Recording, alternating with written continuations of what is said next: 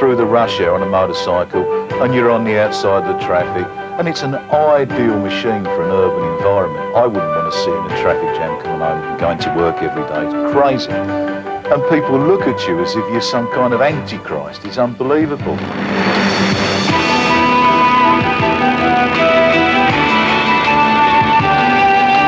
When going for interviews for jobs and things like that, you never ever let on that you ride a motorbike, because 9 times out of 10 you wouldn't get the job. They'll think, no, she hasn't got a brain.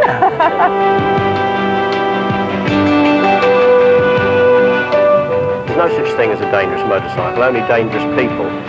And I'm afraid in my democracy, people would be made to ride motorcycles first before they went anywhere near 4 wheels. Because that way I can guarantee that car drivers will be 100% better than they are today. Motorbikes is in your blood, more or less. I wouldn't swap it for a car, definitely not.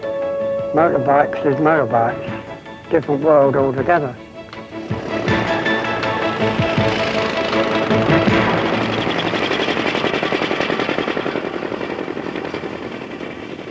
In the small garden workshop in Cannstatt, Germany, the world's first motorcycle was created in 1885 when Gottlieb Daimler mounted his 4-stroke internal combustion engine into this wooden frame machine. His son Paul rode it 6 miles to a neighboring town and back. Motorcycling was born. Rapid experimentation followed throughout Europe and the USA as engineers struggled to successfully mate crude engines to 2-wheel transport. The origins of the motorbike are in the origins of the century, when man wanted transport, not animal transport. Engineering was just getting going as a science, and the motorcycle, in its origins, was purely transport for every man. It was the first vehicle that most people could afford. Cars were very rarely seen, totally unaffordable by most people, but a motorbike was an affordable mode of transport.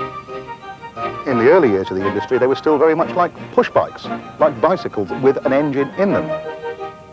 We had belt drive rather than chain drive, very little in the way of brakes, skinny, thin tyres, gas lamps. They were very crude vehicles by the standards of what we see today. But you must remember what the rest of engineering industry was like in 1900. Ships were still mainly sail-driven, not steam-driven.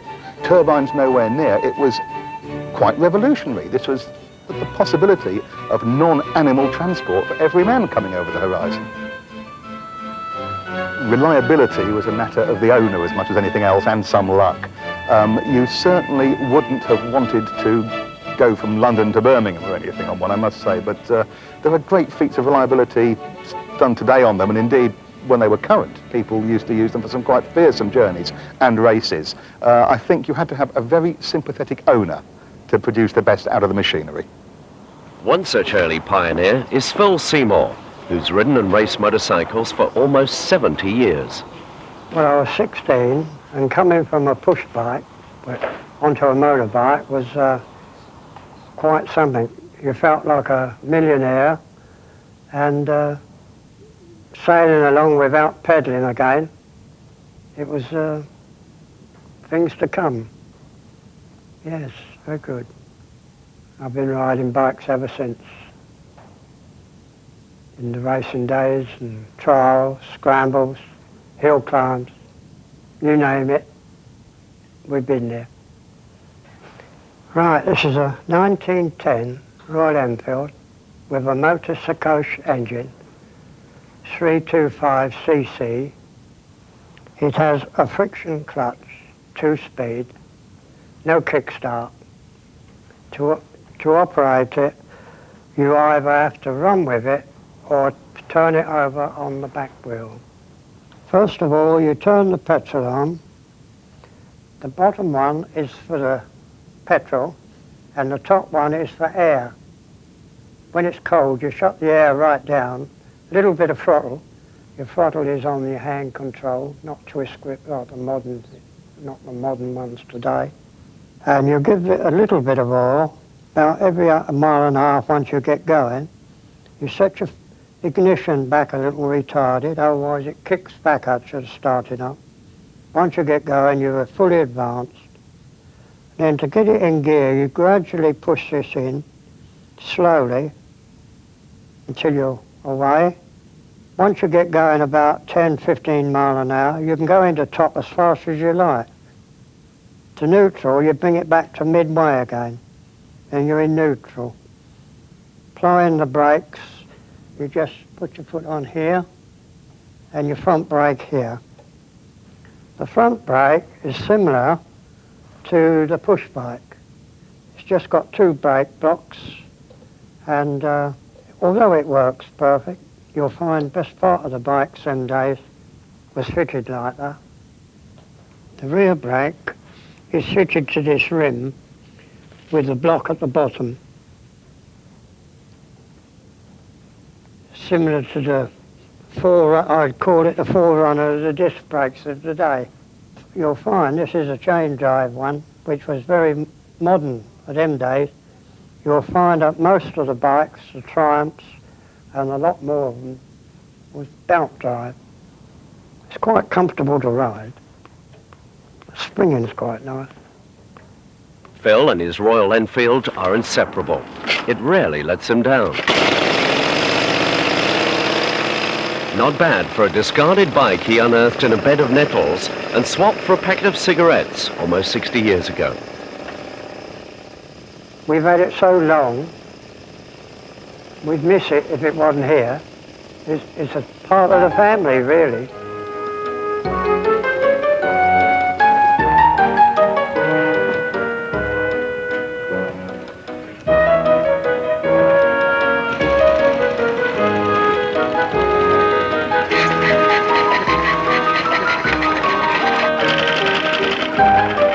Once a year, Phil joins hundreds of fellow enthusiasts on Epsom Downs for the biggest veteran bike gathering in the world, the Pioneer Run.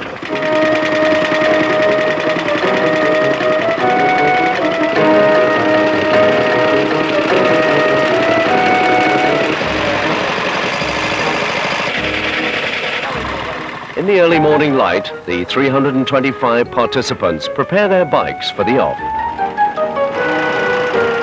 Phil. The objective is to reach Brighton, 46 miles away.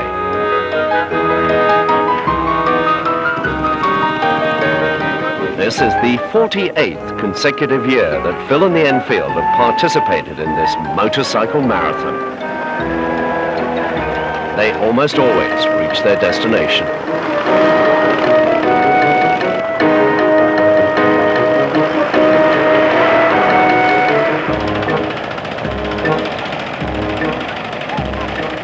Most of the manufacturers, even the names we think of now as really quite big names, were small, not one man, but one man, two men, a small bunch of people in a shed, usually in the West Midlands. Like everything else that was engineered then, it was a small, intense operation by a small group of people. You had to wait for Henry Ford and the big companies to come in before we really saw mass production of any automotive product.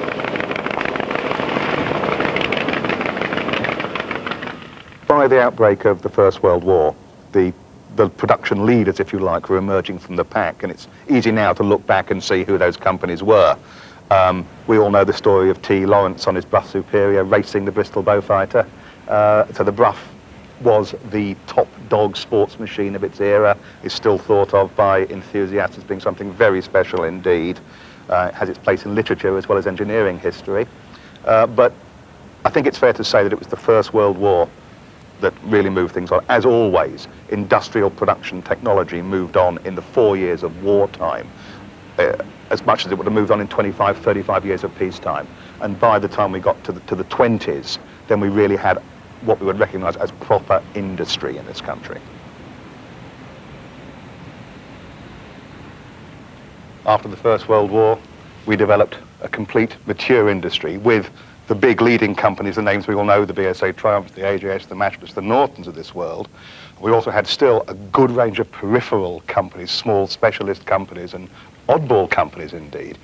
We had companies making pure racing machines for the Grand Prix. We had the enthusiast machine, and we had big singles like this that attached to a sidecar.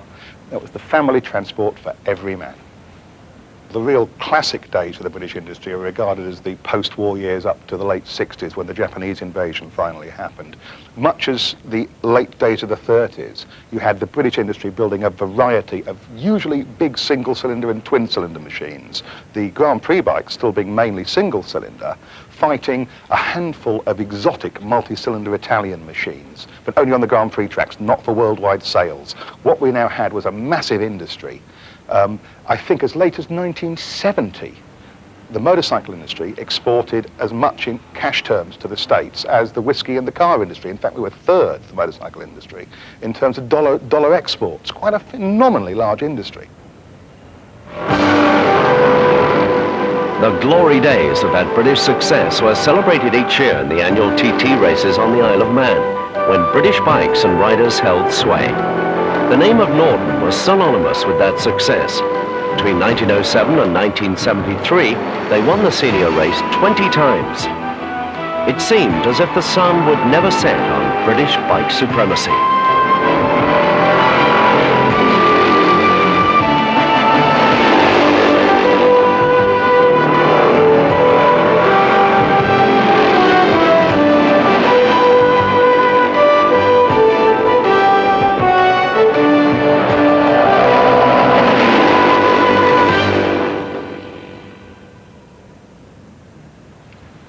There were several factors that eventually did for the British motorcycle industry. Three major items immediately come to mind. First off, there was management complacency. All the ills that have afflicted most of British engineering industry afflicted the motorcycle industry in spades. Secondly, they didn't really believe the Japanese could make big motorcycles. They were quite willing to concede they would make small stuff, mopeds, Honda 50s, ride-to-work machines. They thought the Japanese would never make a big bike. There's the complacency. Then we have, of course, the advent of the affordable family car. The Austin 7, the Morris 1000, whichever one you want to point to, that killed the market for those big single-cylinder sidecar tugs we saw earlier. Now, the Japanese knew this. The Japanese knew the market was not a transport market anymore, not a pure transport market. They knew the big bike market was a leisure market. Big boys' toys, if you like, almost. Now, the real big companies, by which we mean Norton and Triumph, linked together by the early 70s as NVT, were trying very hard to modernize. They'd seen the Japanese threat, too late, but they'd seen it. And in 1968, they launched the Triumph Trident, 3 cylinders, a very impressive machine, lots of racetrack successes, but it was still a pushrod engine. The CB750 that was shown at Tokyo in late 1968 was overhead cam, chain-driven camshaft, hydraulic disc brake, electric start, 12-volt electrics, etc., etc. The British industry tried and tried hard, but it didn't quite make it. The amazing thing was the speed with which it disappeared. That was the scary thing. The British motorcycle industry expired almost overnight, its rapid decline matched only by the meteoric rise of its Japanese competitors. But the seeds of Japanese success had been sown soon after World War II. In Japan, they more or less had to start afresh from the word go. And Mr. Honda, Soichiro Honda, who started the company in 1948, he essentially started with just making piston rings to start with, and then he got some ex-Japanese War Department little 2-stroke engines and literally lashed them onto cycles, and that's how he went into production. But then he realised that if he was going to make a success of this venture on a worldwide scale, he needed publicity. And in the 1950s, particularly, the TT was the place to do it, the racetrack on the Isle of Man. The TT was then part of the World Championships, and he knew that he'd got to do well there. He visited the Isle of Man in 1954, entered the team in 1959, and they had 4 machines finish in the top 10, so he was quite happy with that. But then he came back in 1961, and they actually won a race. That was their first TT victory in 1961. And from then on, of course, it's gone from strength to strength to strength.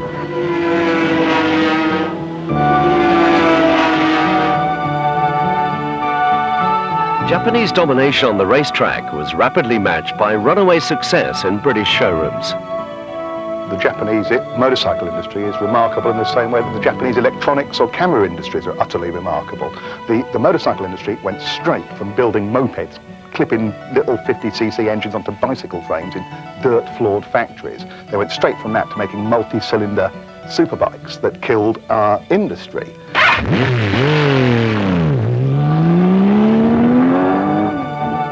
There is the Japanese work ethic, but above all, there is the fact that companies like Honda and Sony and all the rest of the Japanese household names put 33.33% of turnover back into R&D. They spend money on developing products. They know they must do research, they must develop new products to survive.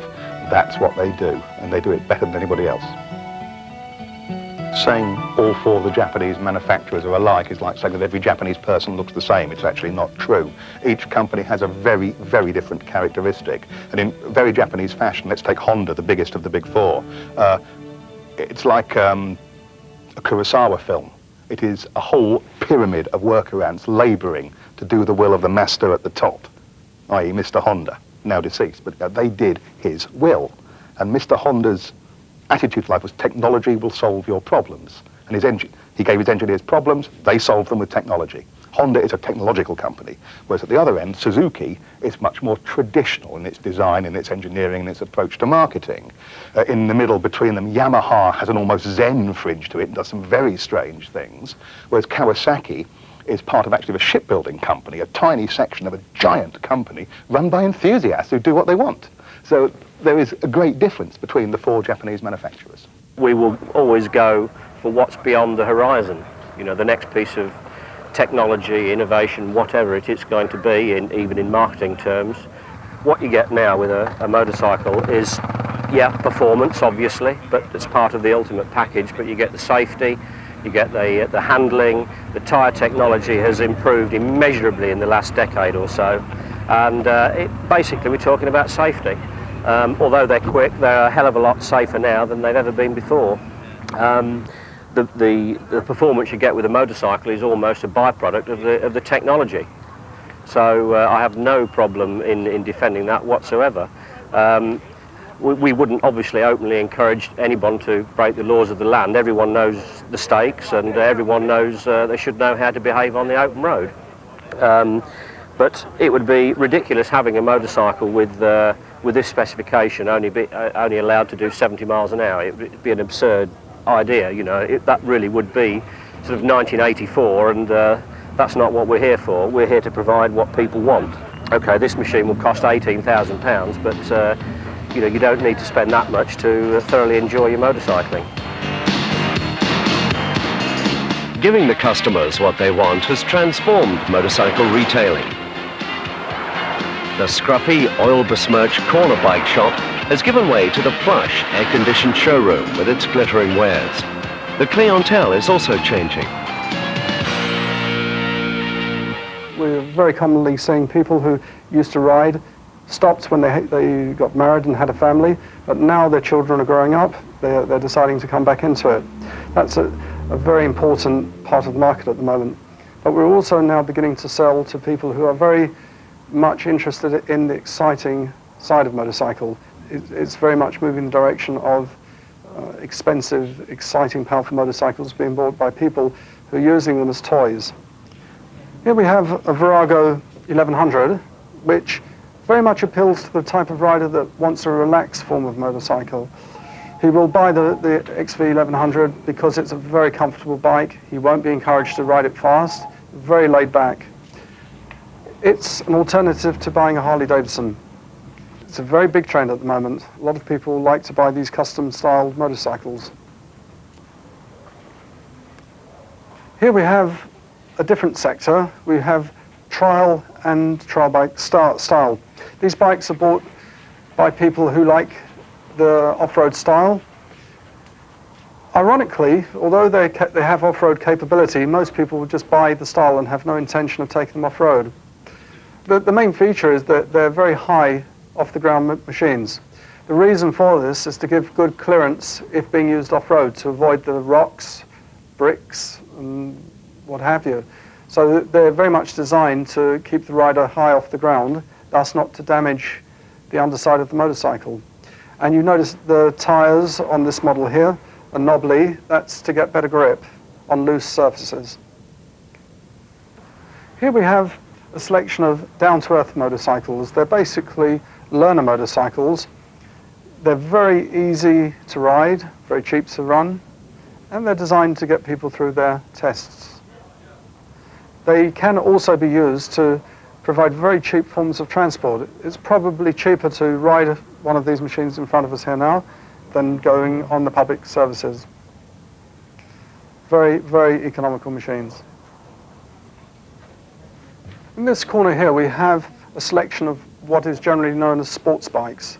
Sports bikes are the mainstay of the motorcycle market. It's what most people want to ride, and they're characterized by their massive performance potential.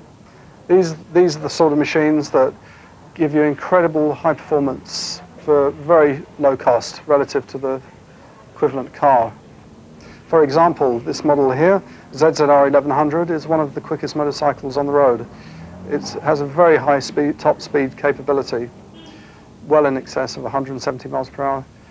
This particular example is £6,000 used, but you would pay about 8,000 brand new. A very small price. I know if you ride a motorcycle, it can be incredibly exciting. It's probably one of the last freedoms that we have in this life. So when you're on your motorcycle, you're in control of your own destiny, and you're cut off from the real world. One of the last places you can be where you control your own destiny.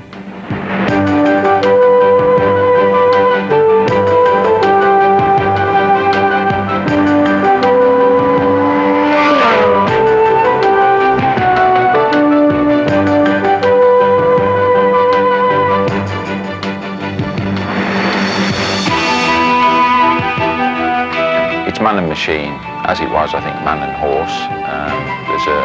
You're out there on your own with a machine in all sorts of weathers. You're mixing with the environment, and I think you can feel far closer to the environment by being on a motorcycle.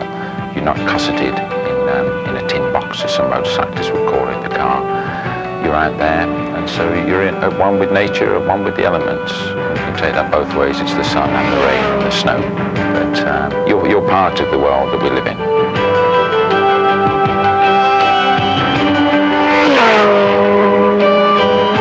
These days live in a very cosseted environment anyway. We're surrounded by centrally heated homes, double glazing, we keep all the sound out. A motorcycle can still be a fairly primitive form of transport, I think. As you're in control and totally in control of that machine. And it's a bit of escapism.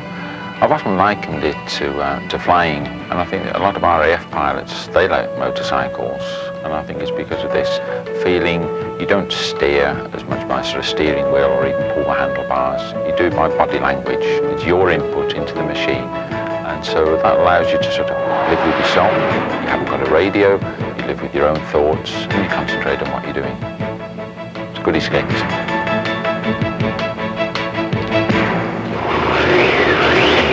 A highly skilled mechanic and engine tuner, John Ryan has spent most of his life around bikes. He's also finely tuned to the needs of his new customers. Modern biker has changed initially since the 50s or the 60s in that they tend to be much more professional people. In the early days, motorcycles themselves were quite unreliable for lots of reasons. So you tended to find people that like tinkering would buy a bike, and they also tend to cling together because if your bike broke down, you needed assistance. Modern day motorcycles are so reliable, you don't need to be a tinkerer. Therefore, most people that buy them aren't tinkerers. In the 50s, you would do everything yourself. You would de-rust it and paint it and polish it, take the engine apart, clean the inside bits, repair it.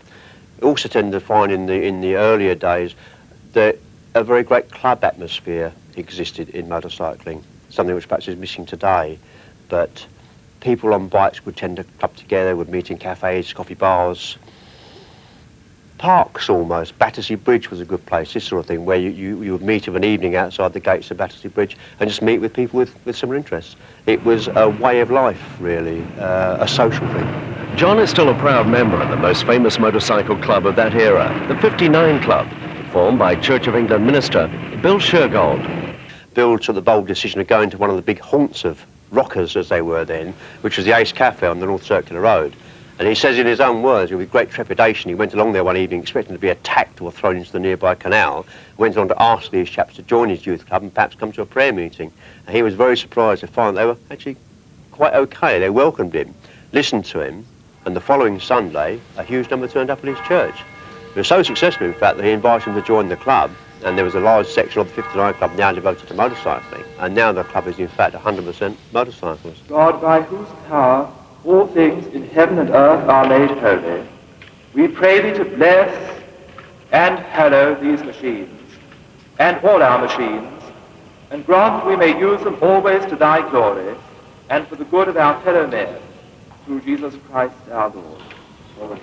I made it quite clear in my sermon, I thought, that it wasn't just a question of blessing the machine, but an act of self-dedication as well on the part of those who are going to use the machine. I'm sure the two things must go together. Not a question of a magic charm which preserves it from punctures or crashes or something like that.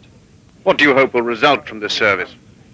Well, I hope that the public will look upon motorcyclists somewhat differently now. I mean, previously they've always looked upon motorcyclists as yobs on two wheels. But after today, I hope people think, well, if all those lads can go to church, there must be some good in them. A lot of the same people that were there in the early 60s still helping to run the club and still attending. Now there are a total membership of about 28,000 people. But not all two-wheel travellers were God-fearing folks. In the mid-1960s, the traditional tranquility of several English seaside resorts and the genteel lifestyle of residents was shattered by the invasion of two warring armies.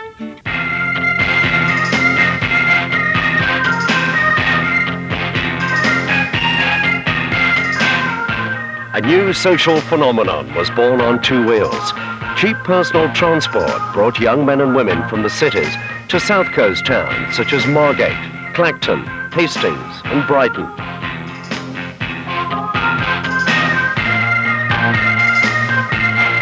Rival gangs confronted each other at these resorts, turning them into bank holiday battlefields.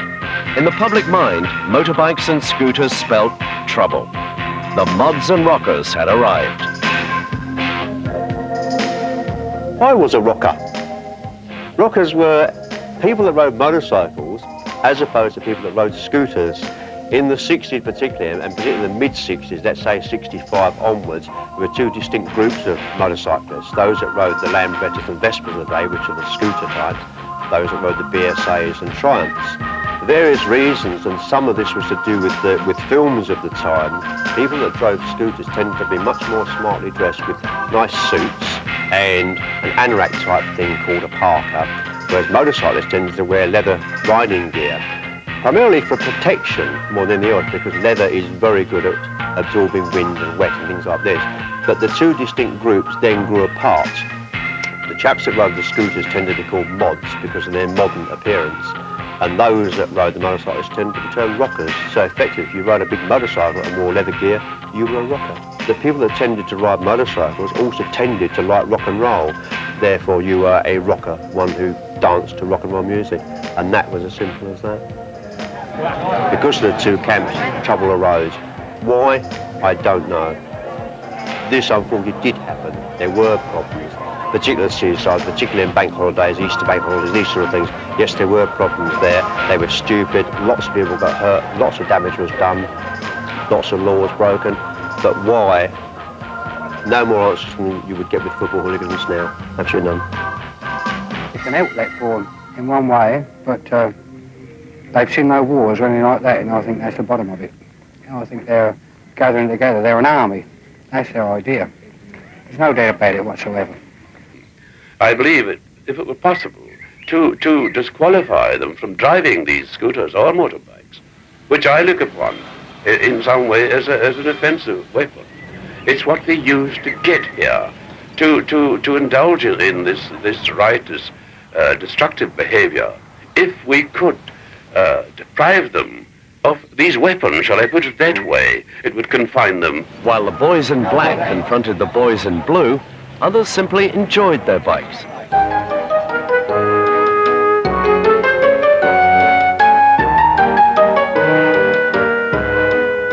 In the immediate post-war years, the public had been starved of personal transport. But in the mid-1950s and into the 60s, Britain enjoyed a motorcycle boom.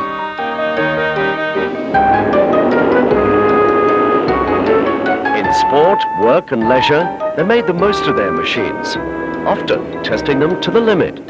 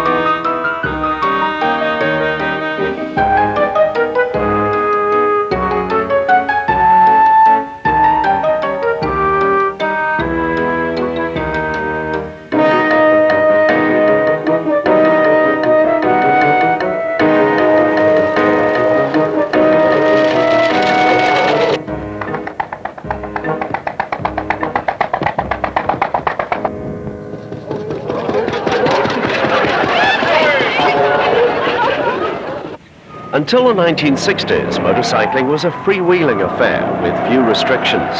The wearing of crash helmets was not compulsory. But that was to change when Ernest Marples became Minister of Transport. Many motorcyclists felt their freedom slipping away. A lot of motorcyclists object to what they call the personal interference with their liberty. And I can quite understand that. But on the other hand, I get a lot of letters from anxious mothers saying, please make it compulsory. And I get the British Medical Association strongly in favour of compulsory crash helmets, because 70% of the injuries, you see, are head injuries, and 30 or 40% of those could be stopped by wearing these crash helmets. But of course, the percentage of people wearing helmets is higher in the female sex, and the reason is they're glamorous. You look at these. It doesn't look like a crash helmet, but it is. And even here you get one of the deerstalker hat, but it's jolly good.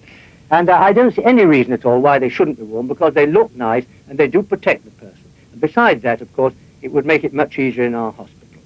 If your 6 months campaign isn't noticeably successful, will you make wearing of crash helmets compulsory?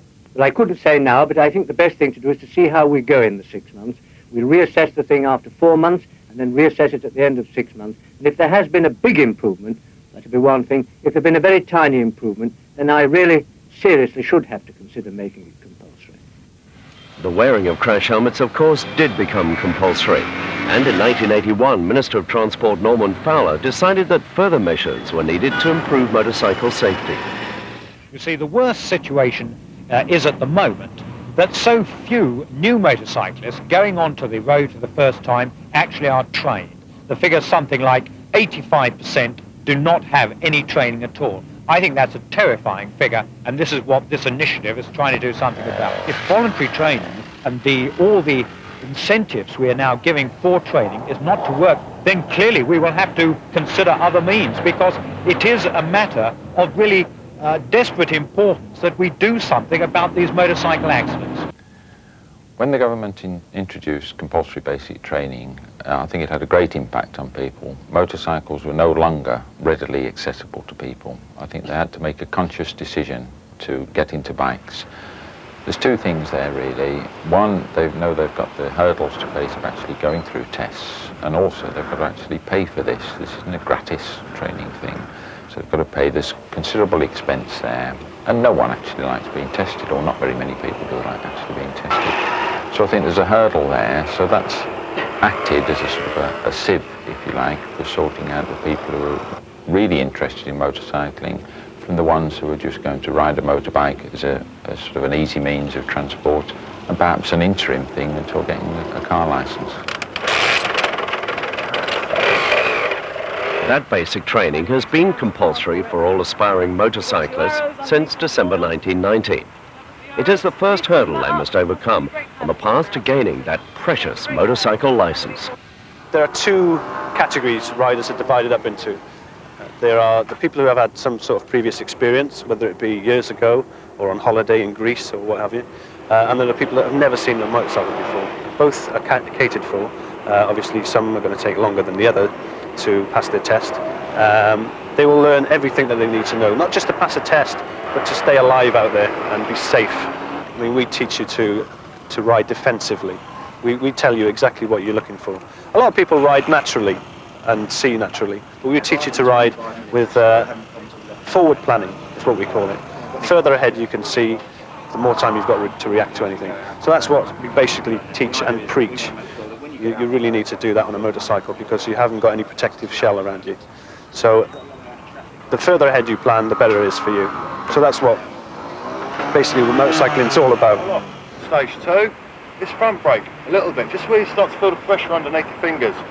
If you push down on your left foot, pull up, and on you go. I don't know. Anyone know why the front brake is more effective? The statistics have gone down, accident-wise, by around about 30% since CBT has been brought in, compulsory basic training, that is. So it's working, definitely. It used to be the thing to do if you were young to have a motorcycle. Training in the early 80s changed a lot of this. Young people started to be put off motorcycling because of the hurdles they had to leap. And then we went through the doldrums, but now we see motorcycling picking up. There's the people who had motorcycles when they were young and then perhaps went off them, they had a family in the house, etc., etc.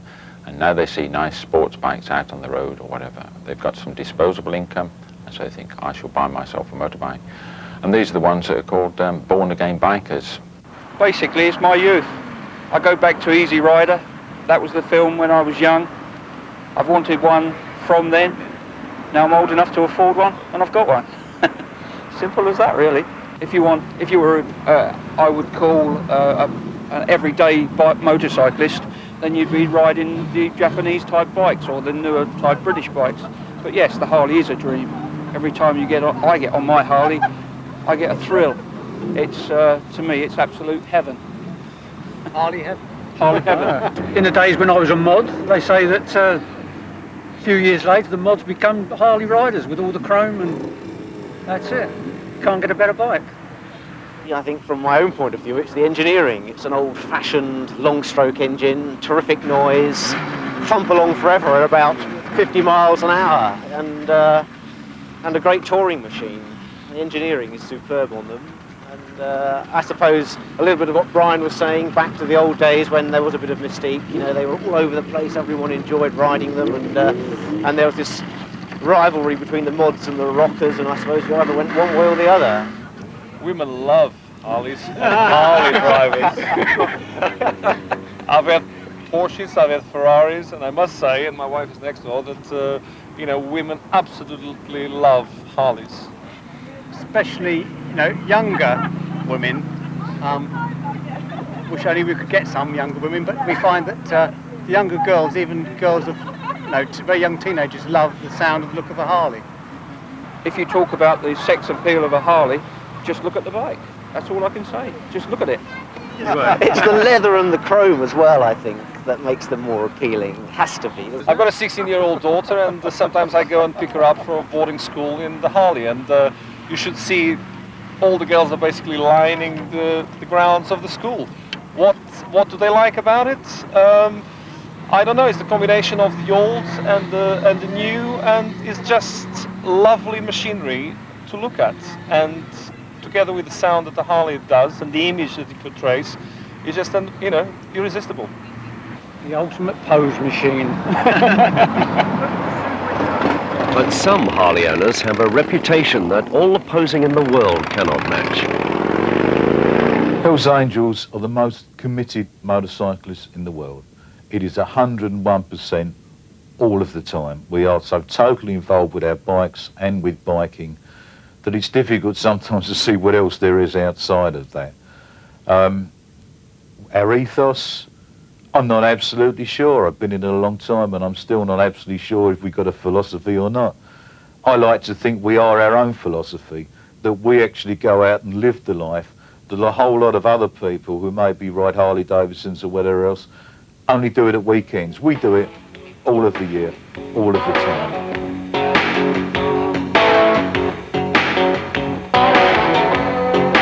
You still want to talk about it? Okay. The bad boy is the new kid in town. Mysteriously different, with a look and feel you've never known. What you see now amongst the leisure things, you see insurance executives and Wall Street accountants and all kinds of people who look like members of outlaw motorcycle clubs. They wear the same cut-downs and denims and the boots and ride exactly the same style of bike as guys in the Hells Angels rode in the 60s and were castigated for. And Harley themselves have really played it up. I mean, they sell a whole range of clothing, all of which looks like outlaw clothing, like Jesse James on wheels. They're trying to recreate the look of the 50s and 60s, the bad boy image. Hold on to these custom bad boy bars. Straddle the black studded seat and let the good times roll. Truly, a motorcycle to complement your individuality. Attitude with a capital U. No question why we call it bad. It's not so much that I want to be seen to be bad or want people to be frightened of me, although possibly the way I dress they are worried. But to me it's a perfectly normal way of dressing. It's the way I dress every day, the way I go out and the way the people I know dress. There is nothing affected about it. I don't get up in the morning and look in the mirror and scowl a bit and think, what am I going to put on today so as I can alarm the neighbours and frighten the kids down the road? It's not that at all. It is my way of life. I am not a reenactment person. I don't go out and dress up at weekends and the rest of the week wear a suit. I wear this all the time. This is what I am. And if people don't like that, well, that's their problem.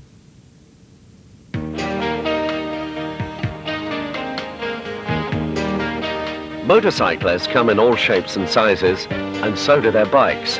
The biggest and most complex motorcycle ever to come out of Japan is now made in the USA.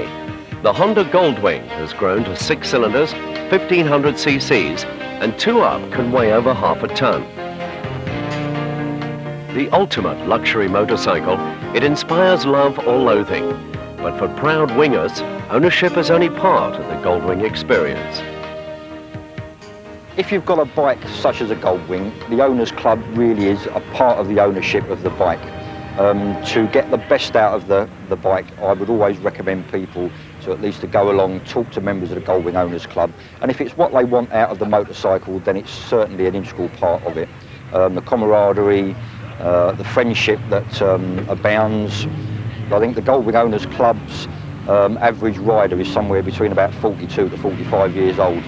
But I think that's probably only borne out because of the price of the machines. And that's not something that many 20-year-olds would be able to afford to buy. There are obviously people in the club that have got very vast technical knowledge on the bikes, which is what you need for some of the bikes of this size. So it's always handy. People will know certain things about the engines, etc., etc. Because of the amount of lights and the amount of equipment that are on the bikes, i.e.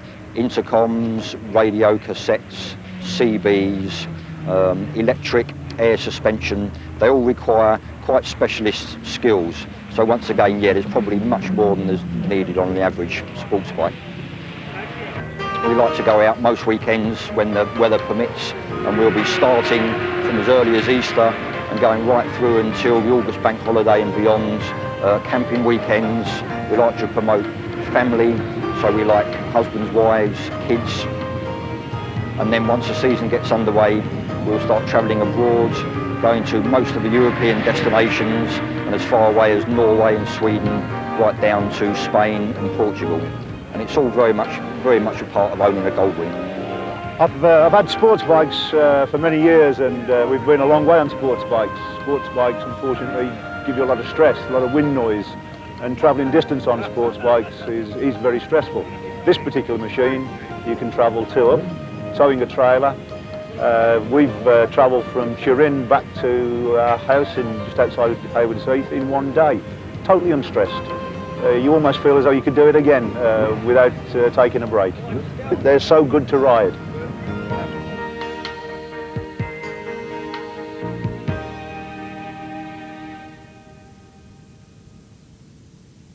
Back in the boom days of the British industry, it used to be very easy to identify the typical motorcyclist. He was a young, skilled working class guy, probably still lived at home.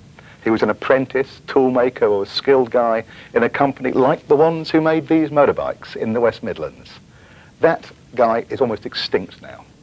So motorcyclists have changed completely. Nowadays, it's much less easy to stereotype a motorcyclist. They can be absolutely from any walk of life, any social class. Lots more women ride than used to even 5 or 10 years ago. Out on the street, the bloke or woman you see on a motorcycle could be from anybody from anywhere. There's lots of little niches into which the customers seem to fit, or into which customers want to fit. The Honda Goldwing, those great fully fared things, that's the caravan clubbers, if you like. The BMW owner, very worthy chap, a bit anorak-ish, definitely upper middle class. That's the motorcyclist stereotype of the BMW owner. Harley Davidson, well, what shall we say, menopausal record company executives of the male variety seem to prefer Harleys. Go as far as the Groucho Club on a good night before they park it. Terrible stereotypes, but with more than a grain of truth in them.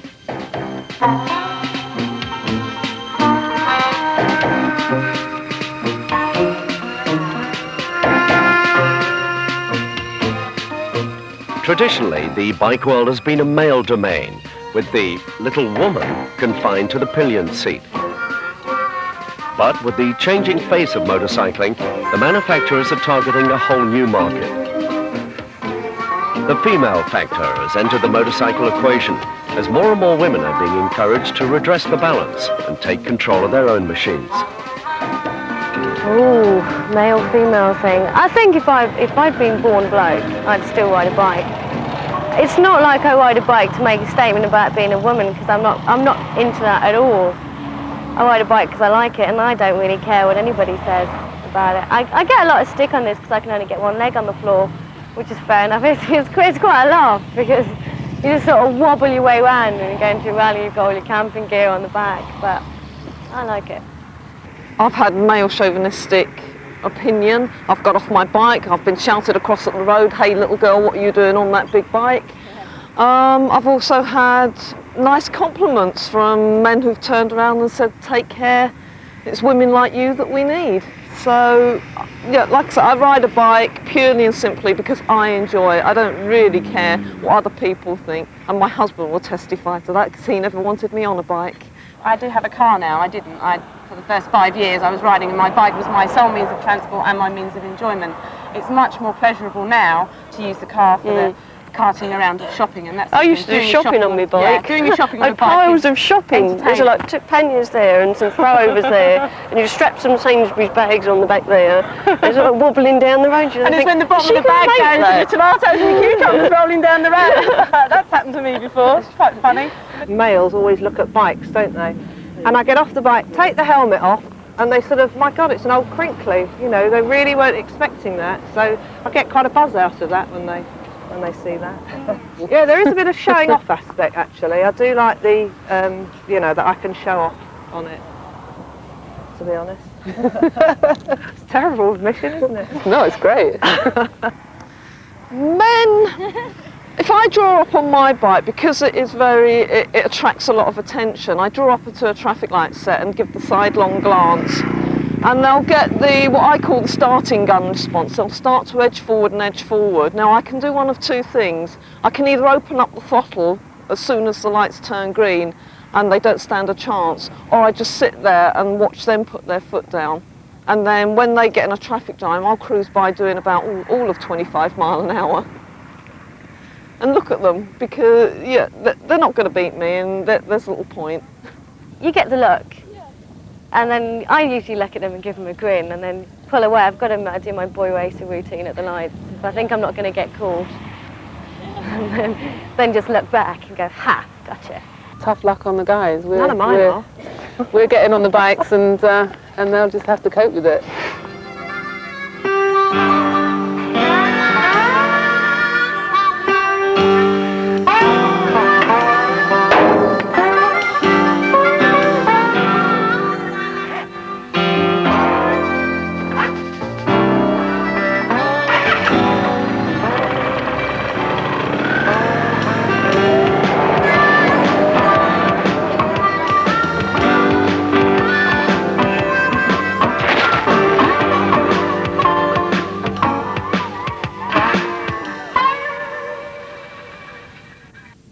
the modern Japanese motorcycle has more technology in a 300, 400 pound package, weight that is, than you can get in a Ferrari or any other exotic sports car. The power to weight ratio, the engineering in them, materials, tyres, suspension, everything, it's phenomenal. They are astounding engineering achievements, and for the money they cost, they deliver more satisfaction in terms, not just in terms of performance, but in the aesthetics of the production of the engineering than a car 5 times the price can do. It is said that motorcycle sport began when two motorcyclists met for the first time. In recent years, Grand Prix, endurance and superbike racing have become an essential proving ground for the manufacturer's latest products and technologies. The rules of superbike racing demand that the motorcycles must resemble models that can be purchased for ordinary use on the road. Success on the track means a bonanza in the showroom. Commercial competition between manufacturers is fierce, and the racing spectacular.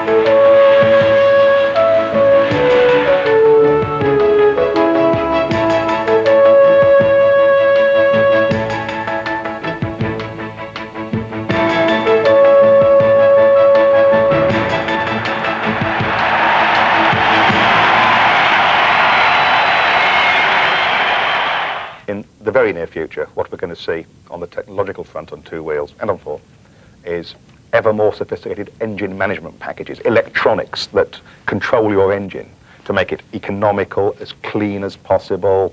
And it's not just going to be the old 4-stroke we know and love. The 2-stroke will come back with fuel injection, stratified charge. Everybody's researching the 2-stroke again. It's a very simple thing to make, so you save natural resources actually making the engine, and you can run it very, very, very efficiently with electronic control. On the materials front in the engine, we're going to get mixed materials, ceramics, rather than metals in pistons, more carbon fibre as that sort of material becomes cheaper, ceramic bearings that don't wear out. We're going to get electronic control of your suspension, active suspension if you like, so you can maybe dial in a firm ride if you feel like going fast for sporty riding, or you can dial in a soft, comfy ride for touring, purely with a switch. We're going to see probably the death of the telescopic fork that's been with the motorcycle since the turn of the century. Go to hub centre steering, swinging arms front and back.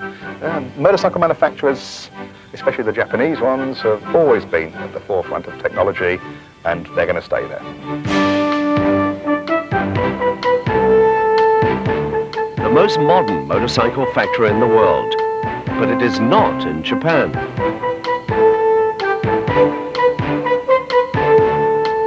The Triumph company is resurgent, has been in operation now for 3 years. Nothing to do with the old company, a brand new company, one-man's company, in much the way I suppose as Honda was originally one-man's company, producing in 1995 a projected 15,000 motorcycles from a brand new factory in Hinckley in Leicestershire. The most modern motorcycle factory in the world is in England, and its products are good and they're successful worldwide.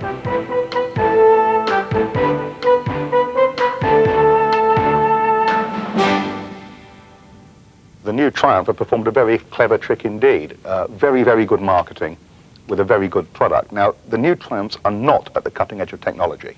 They are not trying And they say this quite openly. They're not trying to compete with the Japanese factories, but they're very well tuned to the rider. They're tuned to everyday needs.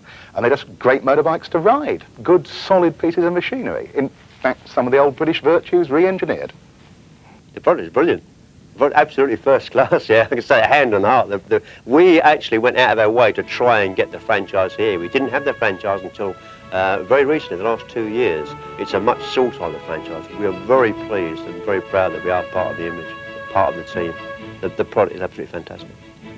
We've got an extremely nice guy here who drives one, and you would think he was a punk rocker. But this is the traditional punk rocker Mohican hairstyle, and we have lots of actors that drive Triumphs. Very, very wide range. I would think the widest range of all the machines I've ever sold and worked with, the Triumph attracts them.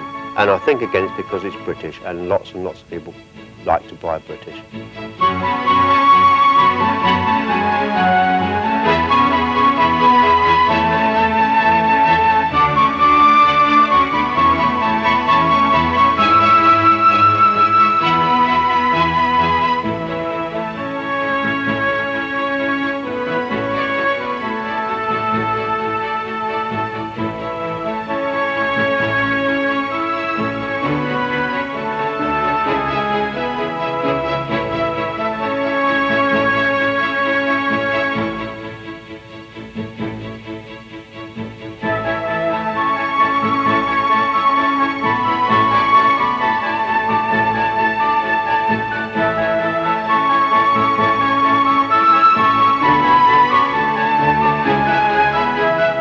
Triumph are confident of their success.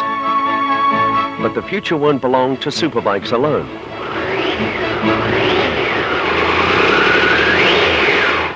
Motorcycles and powered two-wheelers as a primary form of transport are an excellent way to get around.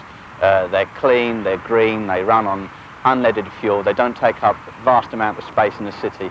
If you're going to allow people to use their own transport to go to work and to go around in future, rather than asking them to rely entirely on public transport, then why not ask people to use powered two-wheelers rather than cars? We're seeing motorcycle sales levelling out over the past few years and pulling back some of the ground. As the country itself comes out of recession, we're seeing motorcycle sales going up. Also, different types of motorcycles are selling better these days. A lot of the custom style bikes are now selling better when people have got more leisure time and they want to go out on the weekend on a custom bike. Also, utilitarian type bikes, scooters, and the sort of motorcycles which are aimed at a growing new market, the female market. We're seeing an awful lot of those coming on board, and the general sales of motorcycles will go up as these markets expand. Families, we're seeing them increasingly buying a bike for the use of the whole family. Just run errands at the weekend to be able to go into town and park free and then come out again, rather than sitting in a queue for a car park and paying enormous parking fees. We're seeing people just popping down the town, paying nothing to park their bike because parking's free, and coming back again in half an hour. Honda are by far the biggest manufacturer in the world. I think over 50% of world two-wheelers are built by Honda. Most of those, of course, are the little Honda 50s that all of the third world gets around on. What they've abandoned in Europe, certainly in the States, other industrialised nations, is the ride-to-work market, the jam-busting scooter. Now, the only people trying to exploit that market, or in fact resuscitate that market in the UK, the Italians, Piaggio, who owned the Vespa marque, with very clever little scooters that were originally designed for Italian city centres, in which internal combustion engines and motor cars are banned. They're proposing bikes where you can switch from your petrol engine to an electric engine as you cross the city boundary into your medieval city, like Modena or whatever.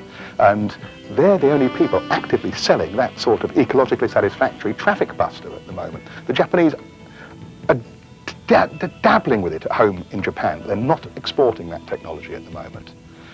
So we have an interesting closing of the circle again, where the Japanese came here and sold us Honda 50s and ride-to-work bikes by the million in the late 60s, and they've abandoned that market completely, and it looks like the Europeans, specifically the Italians, are going to creep back into the market that way.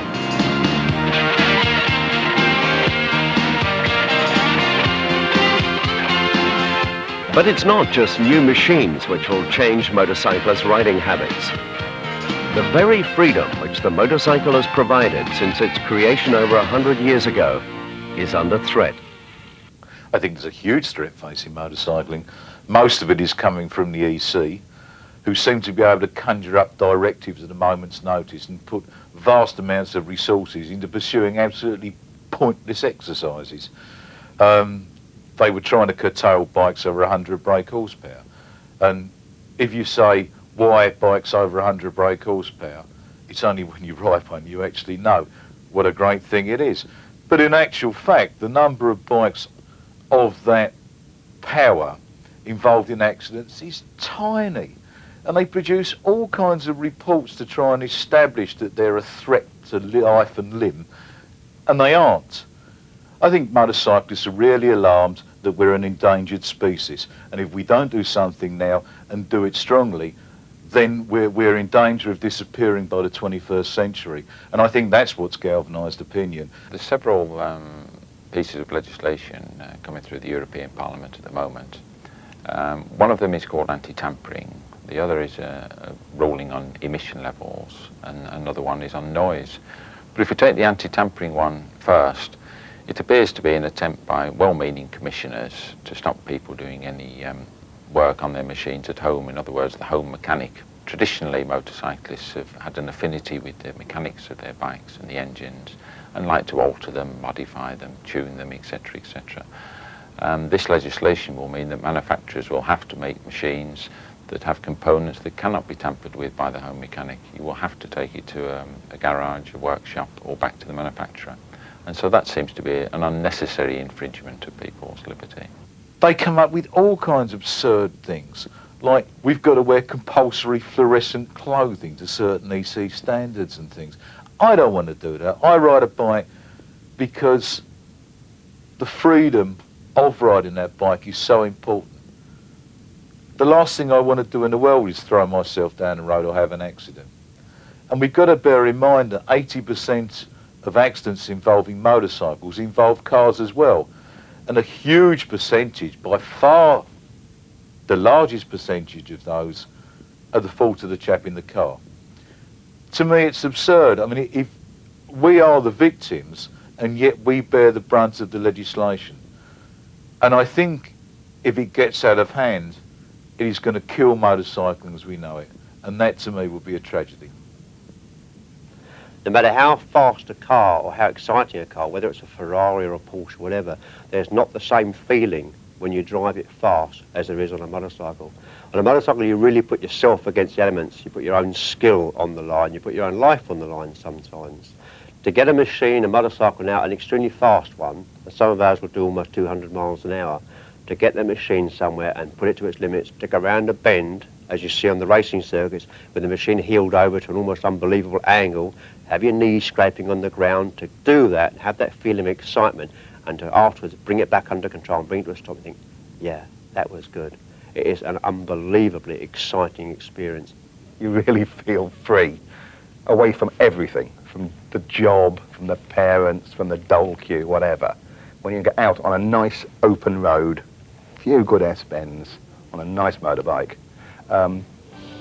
If you ask a horse rider what makes that so good, they'll give you a similar sort of answer.